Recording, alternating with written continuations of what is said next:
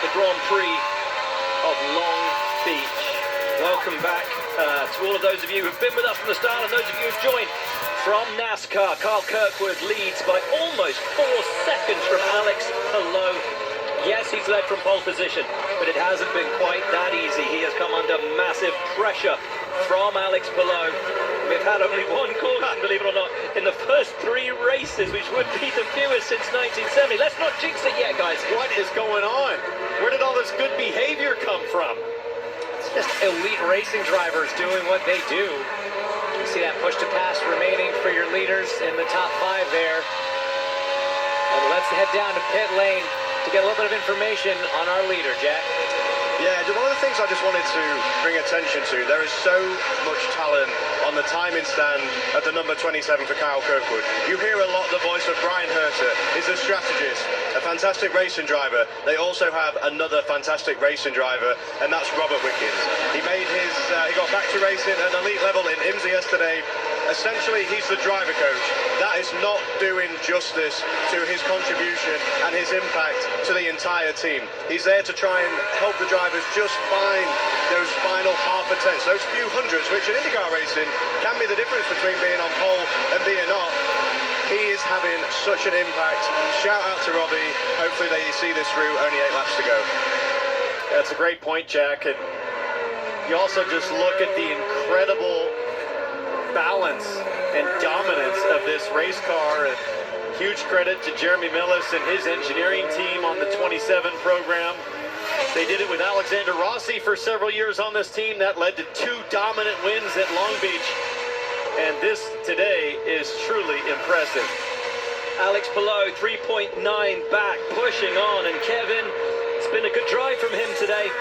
It has. It won't be 3 in a row, it appears, but I think most will be interested in first, and second.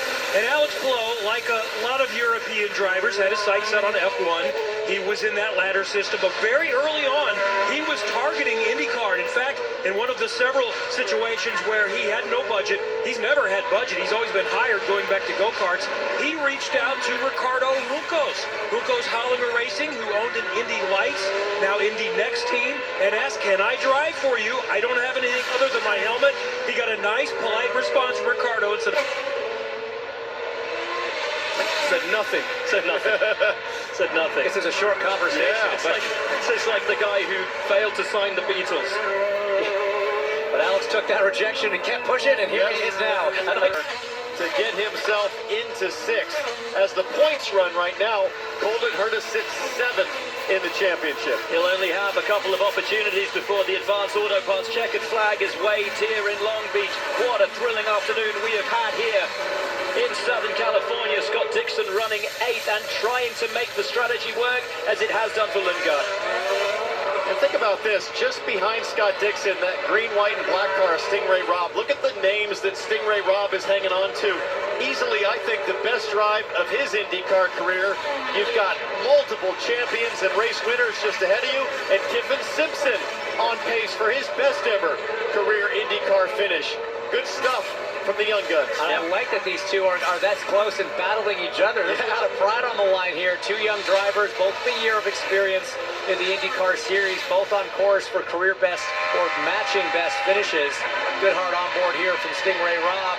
Shows the gap to those champions in front. And I tell you, the pace that Stingray's running right now, if this race was 5 laps longer, he'd have a chance of finishing 8th, 7th, 6th, maybe even 5th. He's coming. He's a half a second, 3/4 of a second a lap faster than those guys. 1 lap to go. Look at the number of push-to-pass seconds that Kyle Kirkwood is going to take with him, although you can't take him anywhere. Kyle Kirkwood told me in the lead up to this season how much he had worked on himself, on his body, on his mind over the winter. He was so unhappy not taking home a victory in 2024. He said that was the first thing that he wanted to correct this season. The second was consistency. He has had that for the opening 3 weekends, and here in Long Beach, he has been dominant and crushingly perfect. From pole position to the checkered flag, Kyle Kirkwood wins in Long Beach.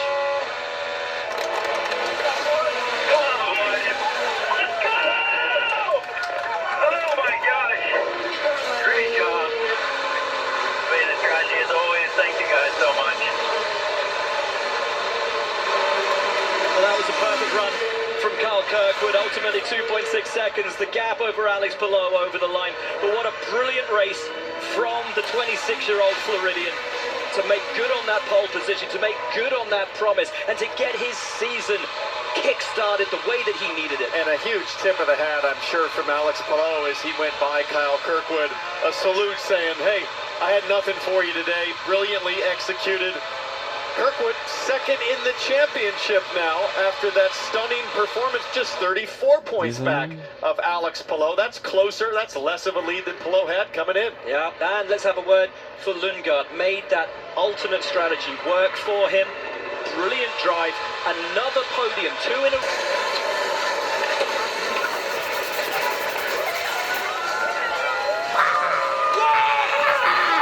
It's a Cal and Cal show. This time it's Cal Larson and Cal Kirkwood.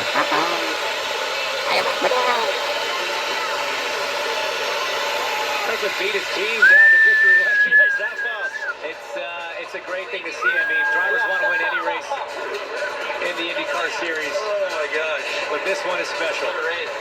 Kyle Kirkwood reaches for the I'm Randall sky Harrell. to I love you celebrate guys. the win. We'll catch you next time. Peace out. And we get